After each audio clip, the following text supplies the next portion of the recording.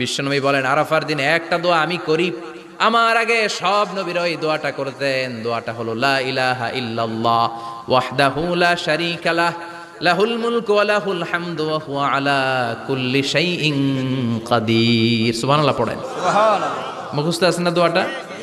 এটা পড়বেন। বিশ্বনবী আরাফার ময়দানে এই দোয়াটা পড়তেন। তাহলে বোঝা গেল বছরের সব দিন সমান না। সব দিন সমান না। বছরের সবচাইতে শ্রেষ্ঠ দিন হচ্ছে আরাফার দিন। কোন দিন? এবার বলেন বছরের সবচেয়ে শ্রেষ্ঠতম রাত কোনটা?